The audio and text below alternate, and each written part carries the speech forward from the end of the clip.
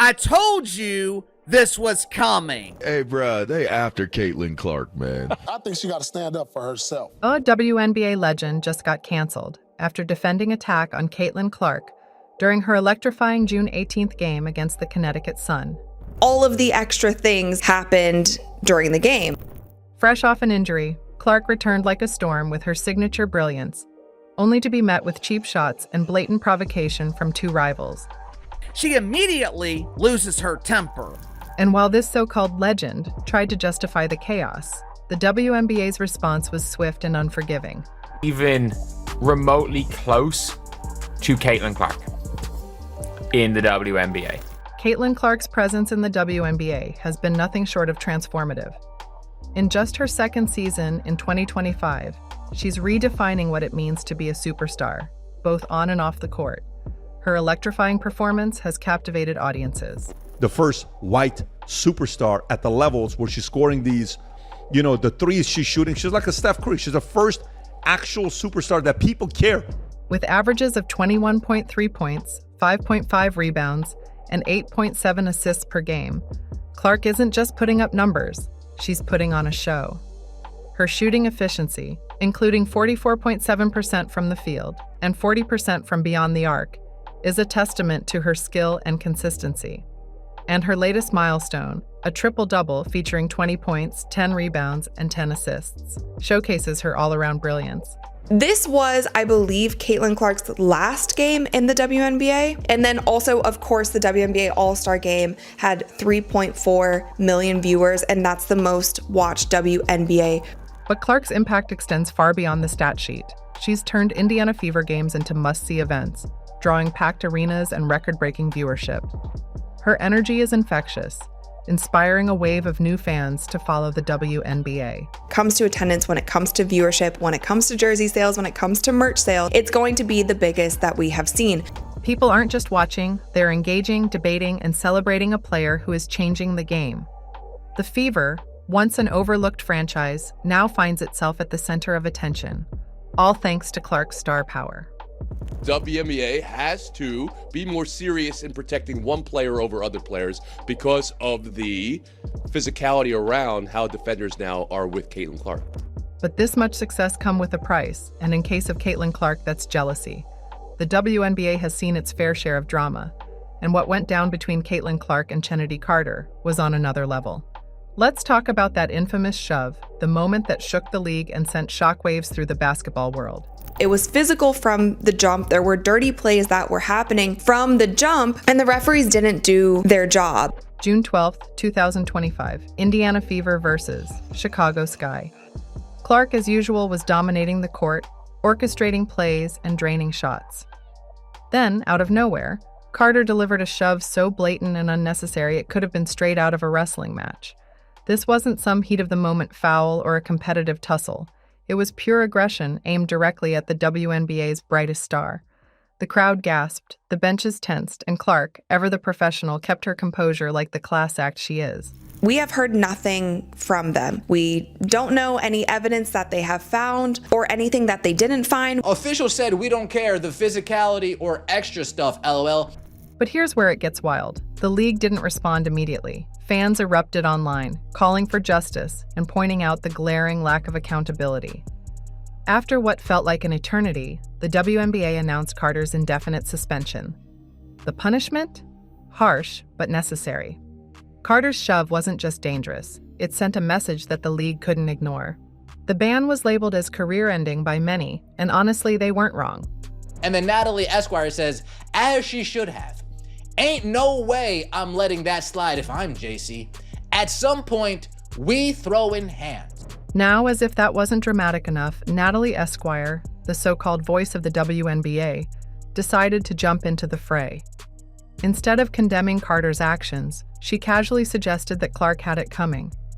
Yes, you heard that right. On her NBC Sports platform, Esquire doubled down, saying, "Throw hands if you have to." Really, Natalie? That's the wisdom you're sharing with the world? The narrative is back that Indiana is not a safe place. The backlash was swift and brutal. Social media didn't just call her out, they torched her takes. Fans accused her of condoning violence and being stuck in the toxic mindset of the WNBA's old guard. And let's not even get started on the PR nightmare for NBC Sports. Esquire's hot take became a laughingstock, with some fans saying she was more interested in stirring the pot than standing for fairness. The incident with Carter and the fallout from Esquire's remarks have left fans questioning the WNBA's direction. Is it prioritizing player safety and growth, or is it stuck in the past? Whatever the answer, one thing's clear. Caitlin Clark deserves better, and the league's handling of this saga? Let's just say it needs some serious work. They could have put black tarps over it. Look at that. Look at that. And you don't really get to be a dog and get to that platform where you get to bring a national title, the first one back to LSU, without having that type of mentality, that chip on your shoulder. And I feel like we have to let these young women be unapologetically themselves. Caitlin Clark isn't just a basketball sensation. She's become the lightning rod for one of the WNBA's most controversial seasons in recent memory. On the court, she's a maestro, orchestrating plays with unmatched precision.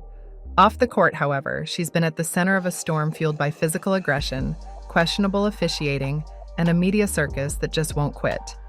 Let's break it all down because this isn't just about basketball. It's about a league grappling with its identity. Sophie Cunningham was fined separately for her hard foul with 40 seconds left to play. Sheldon, to her credit, tried to shake it off, but the incident added to a growing pattern. It's not just about Clark. It's about an escalating culture of physicality that's crossing the line. Controversy continues to swirl around that flagrant foul Kennedy Carter committed on Caitlin Clark. And of course, we can't forget the Kennedy Carter incident.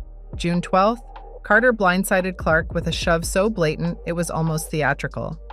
This time, the WNBA acted swiftly, handing Carter an indefinite suspension and demanding she meet stringent conditions before even considering reinstatement. This was the tipping point, not just for Clark, but for the league itself. Now here's the million-dollar question. Are these isolated incidents, or is there a coordinated effort to put Clark in her place? It's hard to ignore the pattern. Clark's talent, confidence, and star power make her a target, plain and simple. Some players seem more interested in taking her down than playing the game. The tenor and the prevailing narrative that has been created around this season's WNBA play is that it's the league versus Caitlin Clark, and that is just absolutely false. And then there's the media. Where do we start? Monica McNutt, a prominent voice in sports commentary, defended Sophie Cunningham's play, calling it just hard competition. Really? Last time I checked, headlocks weren't part of the WNBA rulebook. McNutt's take sparked outrage, with fans flooding social media to call her out for normalizing dangerous behavior.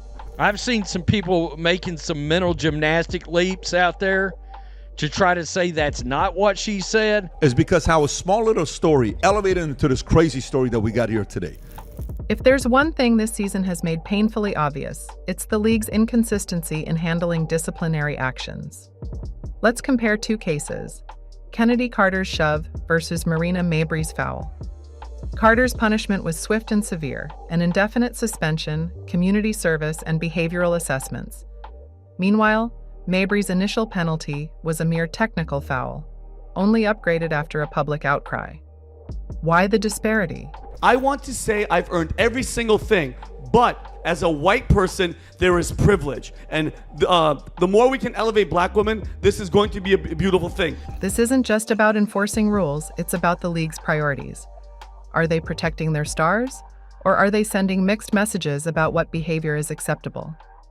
The broader debate centers on whether the WNBA is holding itself to a standard that reflects the professionalism and growth it claims to champion. NBA media spreading lies about a new fan base that came in and created billions for... And then there's the uncomfortable truth. Does the league's treatment of Clark reflect deeper biases? She's not just a rising star, she's a disruptor, challenging the status quo in a league that's still finding its footing in the mainstream sports world. Her confidence and success seem to have made her a target, not just for players, but for a system that struggles to adapt to her presence.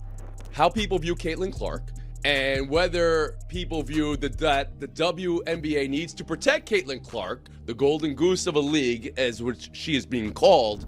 The WNBA stands at a pivotal moment with its credibility and future hanging in the balance. To regain the trust of fans and players alike, the league must take decisive action. First, consistent officiating is non-negotiable. No more ambiguous calls or post-game penalty upgrades. Clear and firm policies are the only way forward.